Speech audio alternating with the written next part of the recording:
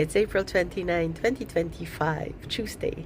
Lunch break in the office, and I'm just resting here for a little while because, as you can tell from my voice, I just came from 10 days of runny nose and coughing, and very helpful for me was Symdex D Forte for the runny nose and Pecof, Pecof syrup if you are having chesty, sticky, phlegmy kind of cough.